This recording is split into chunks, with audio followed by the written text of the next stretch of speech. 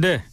이명박 정권 시절에 블랙리스트 명단에 오른 인물들이 요즘 그 고소 의사를 잇따라서 밝히고 있고 또 검찰에 출석까지 하고 있죠. 오늘 오후에는 박원순 서울시장이 이명박 전 대통령을 직접 검찰에 고발했습니다. 이 전 대통령을 국정원 정치 공작의 정점이라고 지목을 한 겁니다.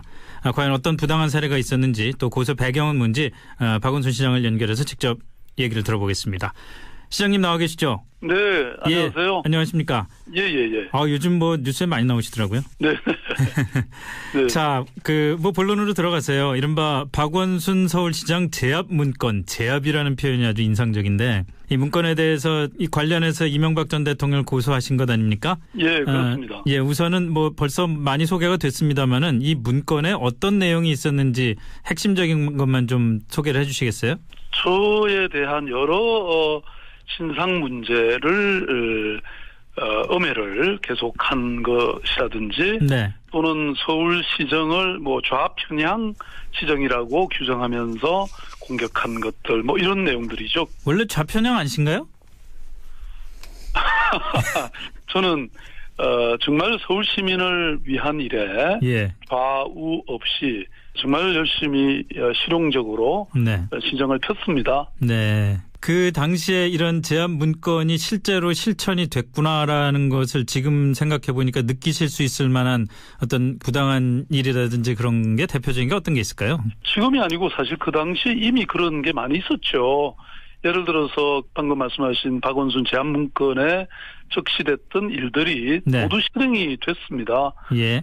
예를 들어서 어버이연합을 동원해서 공격한다 이런 내용이 있는데요. 네. 19번이나 그 어버이연합이 표적 시위가 진행이 됐었죠. 네. 그리고 제 가족에 대한 근거 없는 공격이나 날조된 댓글이 집요하게 계속됐고요. 그리고 그런 고통은 뭐 저 개인이나 가족으로 끝나지도 않았고 네. 정말 이 중앙정부가 서울시에 대해서 서울시가 추진하는 뭐 그런 정책마다 거부하거나 이런 거를 매도당했던 그런 상황이었고요. 네. 네, 아무튼 그런 것들이 정확히 다 실현됐다 저는 이렇게 보고 있습니다. 지금 뭐 가족 얘기를 꺼내신 김에 가족 얘기 중에서 아무래도 핵심적인 게 아드님의 병역 의혹 뭐 이런 거였지 않습니까? 네네. 그 당시에 무척 힘들고 가슴이 아프셨겠어요. 사실은 뭐 이런 국가 권력이 나서서 이렇게 엄해하고 탄압하는 것은 정말 무고한 가족들에게 평생 지울 수 없는 그런 상처를 줬죠. 네. 그러니까 공직자나 뭐 정치는 아무래도 공개된 무대에 노출돼 있으니까 예. 어쩔 수 없는 측면은 저는 있다고 생각합니다. 그렇지만 가족은 조금 다르다고 생각하거든요.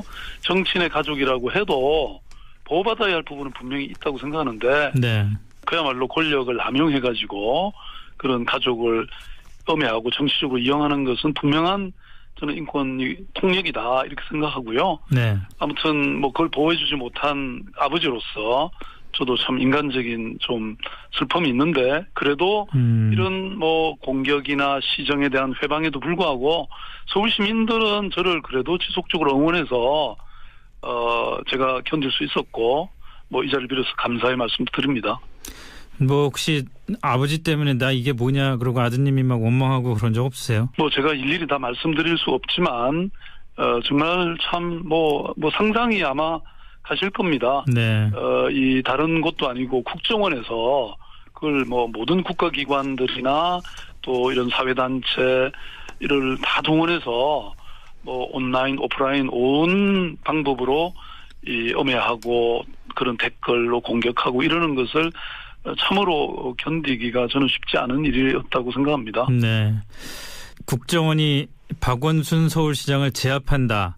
사실 그동안 그 서울시정을 맡으시면서 여러 가지 어떤 목표로 삼았던 정책들이 있지 않습니까? 제가 얼핏 생각나기에도 무상급식이 있고 복지예산 확대라든지 예. 마을 공동체 사업이라든지 비정규직의 정규직화라든지 여러 가지 정책이 있었는데 그중에서 지금 기억나시기에 정말 이런 제압 문건 같은 걸 동원한 압박이 없었으면 참 잘 될 수 있었는데 너무 아쉽다라고 생각하는 정책 하나만 꼽는다면 어떤 게 있을까요? 뭐 그런 게 굉장히 많죠. 그중에 예컨대 복지 예산 확대 같은 것도 예. 사실 그 이후에 뭐 중앙정부도 결국은 우리 따라오기는 했는데요. 네. 사실 뭐 서울시 예산만 가지고는 이게 한계가 있습니다. 그런데 이 중앙정부가 이런 것들을 협력하고 했으면 훨씬 더 서울 시민과 대한민국 국민의 삶의 질이 더 훨씬 확대됐을 텐데 네. 이런 걸 방해하고 뭐 회방을 많이 했죠. 그러다 보니까 저희들이 하는 그 효과가 아무래도 덜하게 됐죠. 네. 근데 아무래도 전직 대통령이잖아요. 서울시장 입장에서 전직 대통령을 검찰에 고발한다는 거 그렇게 쉬운 일은 아닐 것 같은데 좀 뭐 부담을 느끼시거나 그러진 않으십니까? 아니 뭐 당연히 그런 부분이 없는 게 아니죠. 네.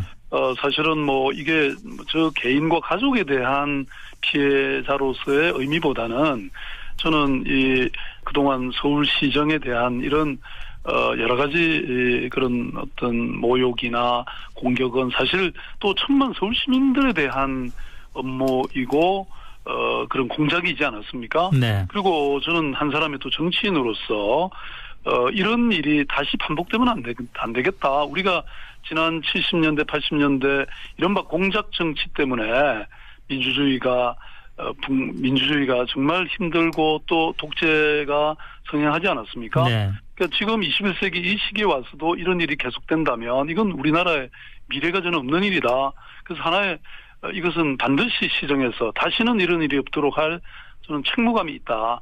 이런 마음으로 사실 고소고발하게 된 겁니다. 근데 이 국정원 블랙리스트라든지 이 서울시장 제안 문건이라든지 이런 것들이 이제 공개가 된 게 국정원이 이제 자체적인 어떤 자정 작업을 통해 가지고 공개가 된 거고 그것에 대해서는 스스로 시인을 한 면이 있기 때문에 범죄 사실이 어느 정도 인정이 된다고 할 수가 있는데 네. 이명박 전 대통령을 고소하는 부분은 이런 문건이라든지 이런 그 공작과 대통령과의 직접 연결고리가 확인되지 않고서는 사실 그 수사를 진척시키기가 쉽지 않은 일일 것 같단 말이죠. 보시기에 직접적으로 이명박 전 대통령이 책임을 져야 된다라고 생각하실 만한 근거가 있습니까? 주로서는 충분히 있다고 생각합니다. 네.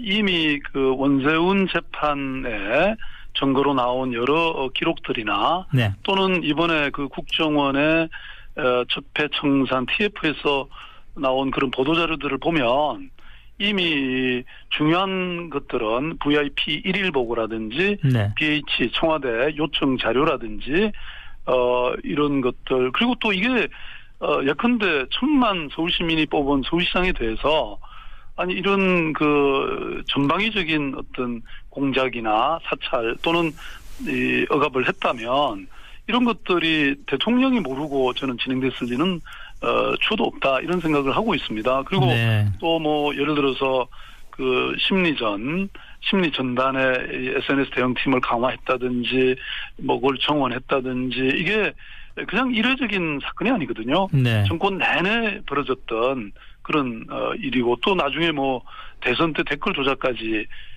확대되지 않았습니까? 네. 이런 것이 청와대와의 교감이나 보고나 이런 소통 없이 이루어졌을 가능성은 저는 오히려 지극히 없다 이렇게 봅니다. 뭐 일단 이명박 전 대통령 측은 대통령이 뭐 그런 거 지시하고 관여할 만큼 한가한 자리가 아니다. 일일이 대응 않겠다. 이런 입장이라는 것만 청취자 여러분들께 알려드리면 될 것 같고요. 이런 제안 문건에 나온 그 공작 같은 것들이 혹시 박근혜 전 대통령 정부에서는 계속됐다는 느낌을 받아보신 적이 있습니까?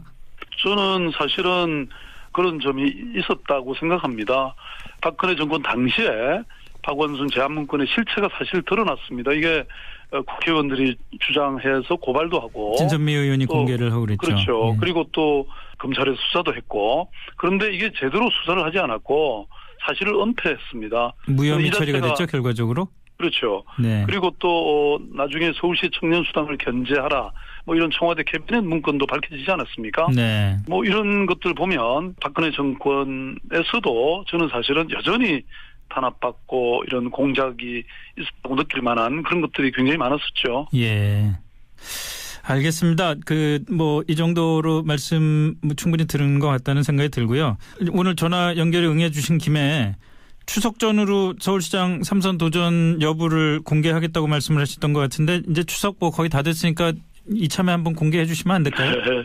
저는 지금까지 무엇이 되기 위해서 살아온 적은 없었습니다. 네. 대한민국의 발전과 새로운 문재인 정부의 성공을 위해서 제가 무엇을 할 수 있는지 정말 치열하게 고민하고 있습니다. 조만간 그 결과를 말씀을 드리겠습니다. 아이 얘기를 많이 들은 것 같고, 그러니까 무엇을 잘할 수 있는지라는 점에서 서울시장으로서의 역할이 가장 잘할 수 있는 일 중에 하나라고 생각을 하시는 거죠? 제가 하고 싶다고 꼭 되는 일도 아니지 않습니까? 네.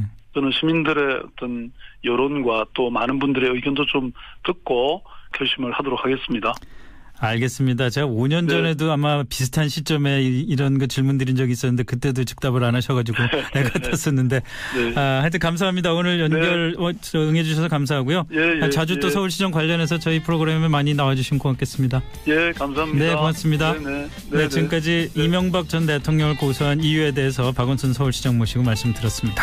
고통은 저 개인이나 가족으로 끝나지도 않았고 정말 이 중앙정부가 서울시에 대해서 서울시가 추진하는 그런 정책마다 거부하거나 이런 거를 매도당했던 그런 상황이었고요. 네, 아무튼 그런 것들이 정확히 다 실현됐다 저는 이렇게 보고 있습니다. 지금 가족 얘기를 꺼내신 김에 가족 얘기 중에서 아무래도 핵심적인 게 아드님의 병역 의혹 이런 거였지 않습니까? 네네. 그 당시에 무척 힘들고 가슴이 아프셨겠어요. 사실은 이런 국가 권력이 나서서 이렇게 엄해하고 탄압하는 것은 정말 무고한 가족들에게 평생 지울 수 없는 그런 상처를 줬죠. 네. 그러니까 공직자나 정치인은 아무래도 공개된 무대에 노출돼 있으니까 어쩔 수 없는 측면은 저는 있다고 생각합니다. 그렇지만 가족은 조금 다르다고 생각하거든요. 정치인의 가족이라고 해도 보호받아야 할 부분은 분명히 있다고 생각하는데 그야말로 권력을 남용해가지고 그런 가족을 엄해하고 정치적으로 이용하는 것은 분명한 저는 인권 폭력이다 이렇게 생각하고요. 아무튼 그걸 보호해주지 못한 아버지로서 저도 참 인간적인 좀 슬픔이 있는데 그래도 이런 공격이나 시정에 대한 회방에도 불구하고 서울 시민들은 저를 그래도 지속적으로 응원해서 그 당시에 이런 제압 문건이 실제로 실천이 됐구나라는 것을 지금 생각해 보니까 느끼실 수 있을 만한 어떤 부당한 일이라든지 그런 게 대표적인 게 어떤 게 있을까요? 지금이 아니고 사실 그 당시에 이미 그런 게 많이 있었죠. 예를 들어서 방금 말씀하신 박원순 제압 문건에 적시됐던 일들이 모두 실행이 됐습니다. 예를 들어서 어버이연합을 동원해서 공격한다 이런 내용이 있는데요. 19번이나 그 어버이연합이 표적 시위가 진행이 됐었죠. 그리고 제 가족에 대한 근거 없는 공격이나 날조된 댓글이 집요하게 계속됐고요. 그리고 그래서 이명박 전 대통령을 고소하신 것 아닙니까? 예, 그렇습니다. 우선은 벌써 많이 소개가 됐습니다만은 이 문건에 어떤 내용이 있었는지 핵심적인 것만 좀 소개를 해주시겠어요? 저에 대한 여러 신상 문제를 엄해를 계속한 것이라든지 또는 서울시정을 좌편향 시정이라고 규정하면서 공격한 것들 이런 내용들이죠. 원래 좌편향 아니신가요? 저는 정말 서울 시민을 위한 일에 좌우 없이 정말 열심히 실용적으로 시정을 폈습니다. 네. 이명박 정권 시절에 블랙리스트 명단에 오른 인물들이 요즘 고소 의사를 잇따라서 밝히고 있고 또 검찰에 출석까지 하고 있죠. 오늘 오후에는 박원순 서울시장이 이명박 전 대통령을 직접 검찰에 고발했습니다. 이 전 대통령을 국정원 정치 공작의 정점이라고 지목을 한 겁니다. 과연 어떤 부당한 사례가 있었는지 또 고소 배경은 뭔지 박원순 시장을 연결해서 직접 얘기를 들어보겠습니다. 시장님 나와 계시죠? 네, 안녕하세요. 안녕하십니까? 예. 요즘 뉴스에 많이 나오시더라고요. 네. 자, 본론으로 들어가세요. 이른바 박원순 서울시장 제압 문건, 제압이라는 표현이 아주 인상적인데 이 문건에 대해서 이 관련해